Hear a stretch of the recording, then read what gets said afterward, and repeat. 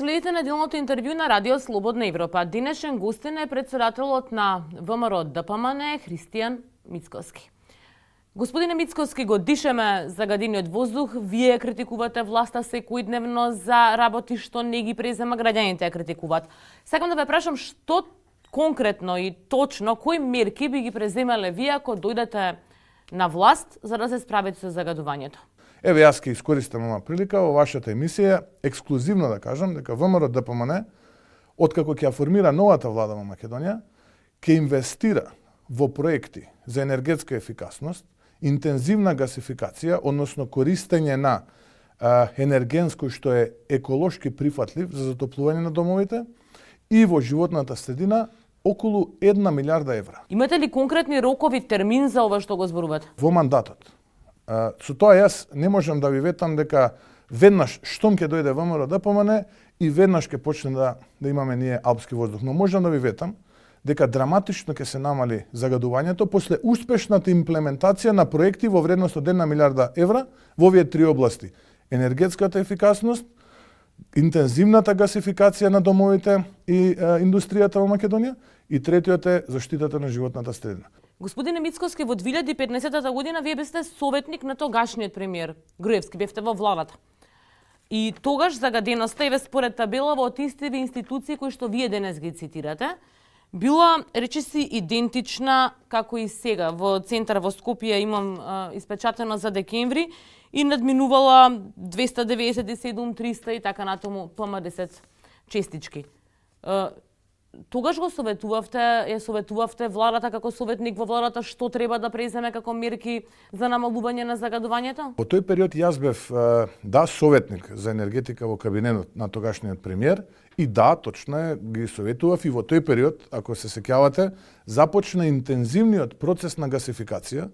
Тоа е изградбата најпред затварањето на клириншкиот долг на гасоводот до Штип, а потоа и подпишувањето на договорот за финансирање на другите гасоводи од Штип преку Неготино, Прилеп до Битола и вториот е преку Скопје, Тетово до Гостивар. И тие проекти за интензивна примарна гасификација се започнати во тоа време, односно тоа се проекти кои што лично јас ги водев и средствата точно беа обезбедени од претходната влада. Но подобрување нема. Потоа, видите, во енергетиката и во животната средина, јас не можам да бидам нити Ранмила Шекеринска, нити Зоран Заев, нити Дамјан Манчевски да ви ветам алпски воздух.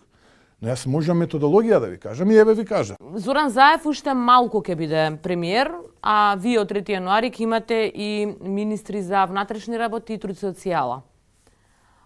Имате веќе идеја кои ќе бидат тие? Генерално профилите на луѓе ги дефинираме. Луѓето кои што треба да бидат таму, треба да бидат луѓе кои што се пред се честни, луѓе кои што немаат темно петно во минатото, луѓе кои што се разбира ќе имаат задача да ја обезбедат, би рекол, победата на известната победа на опозицијата, да не дозволиме да ни се случуваат излезености од 90 и нешто повеќе проценти, како што тоа беше во минатото, да се обезбеди периметорот во оние делови каде што очекуваме злоупотреба, притисоци, уцени, закани од страна на власта предводена од Зоран Заев, без разлика што тој е премиер во заминување и премиер кој што наскоро ќе биде во политичка пензија, така што имињата ќе бидат познати и веднаш ќе бидат соопштени на јавноста откако ќе заврши седницата на извршниот комитет на ВМРО ДПМН, кога ќе бидат тие промовирани. Добро, веројатно го имате стеснато круго, дали ќе бидат од извршен комитет, независни експерти и пратеници?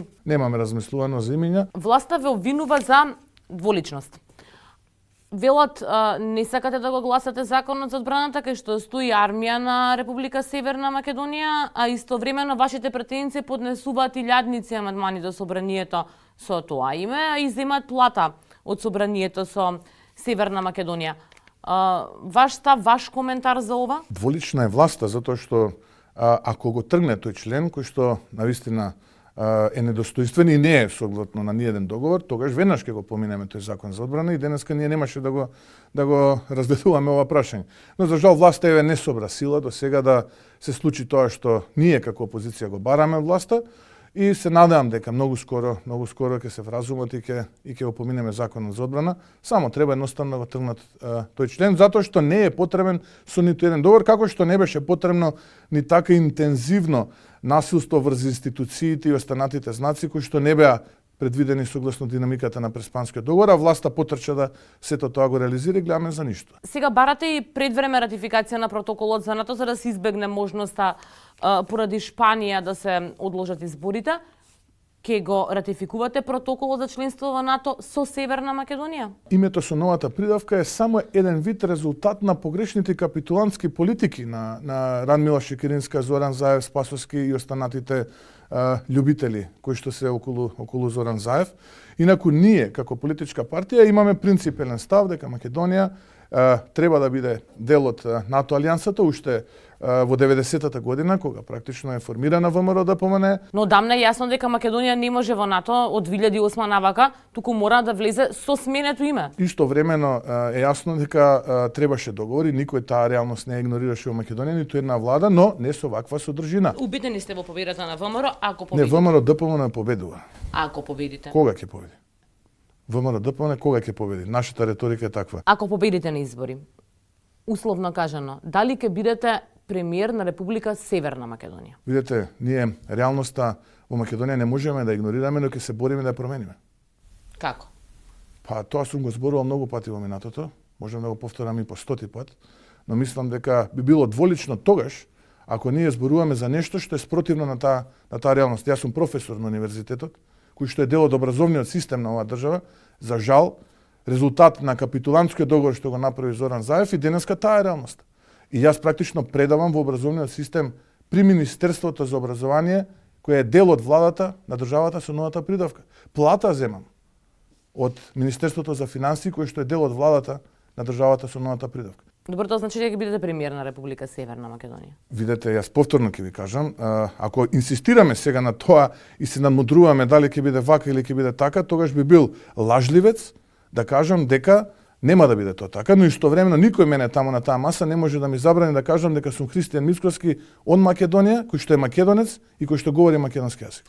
Пак условно кажано, ако победите на избори, дали би корелицирале со ДУИ ако резултатите ве упатат на тоа? Ние принципиелно имаме став дека со секоја политичка партија која што ќе ја прифати нашата платформа, односно политичка програма, ќе седнеме, ќе разговараме, ќе преговараме и зашто да не ќе коалицираме. Немаме преференции кон ниту една, имаме релации со сите политички партии во Македонија кои што се представници на албанците, имаме со политичките партии кои што не се представници на албанците, туку на другите етникуми и така натаму, така што ќе имаме програма на масата, визави таа програма, доколку најдеме точка на поврзување, зошто не? Во септември извадивте папка на пресконференција тука во ВМРО ДПМН, која што рековте дека сте ја добиле од свиркачи од обвинителството и дека ако не сте задоволни со тоа како се води процесот околу рекет, ќе ги објавите документите.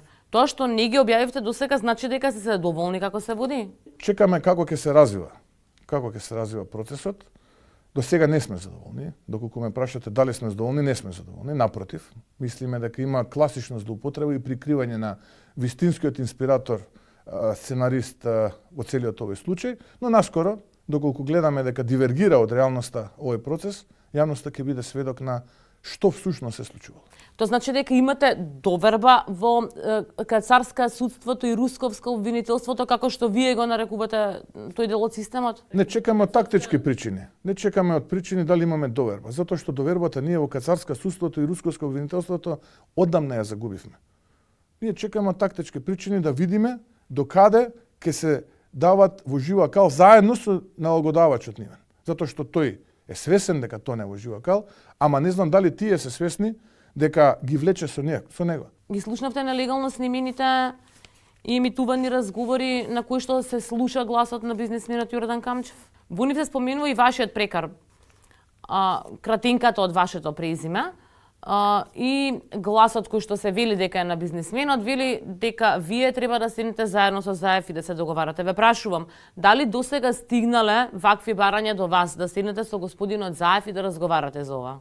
Јас ниту имам намера, ниту пак ми паѓа на памет да разговарам на тема на која што вие сега реферирате. Но да, сум разговарал со Зоран Заев, бевме на лидерска средба кај кај председателот Пендаровски, разговаравме за теми кои што се од значење за државата, од интерес за државата, за граѓаните. Инаку да зборувам и да разговарам на тема која што вие сега алудирате и рефлектирате, ниту пак имам памет, ниту пак имам намера, ниту пак на памет ми паѓа да разговарам за такво нешто. Било ли тоа побарано? Секој денеска, без разлика, не било.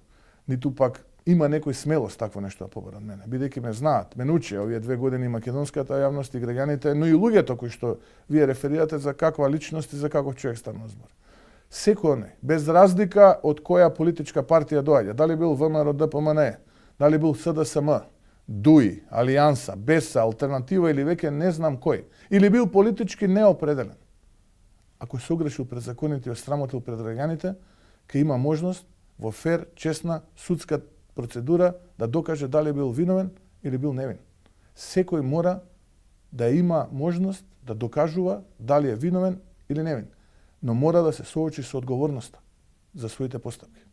Порано или подоцна. Тоа е политиката на ВМРО ДПМН, таа е автентична, принципиелна, била и ќе остане под водство на Христијан Мицкоски и ова раководство на ВМРО ДПМН. И така ќе биде и во иднина. Да немате дилема. Не им паѓа на памет да дојдат да разговараат со мене на такви теми. Господине Мицкоски, ви благодарам на одвоеното време. Благодарам и на вас. Тоа беше се во неделното интервју на Радио Слободна Европа. Довидување до следната недела.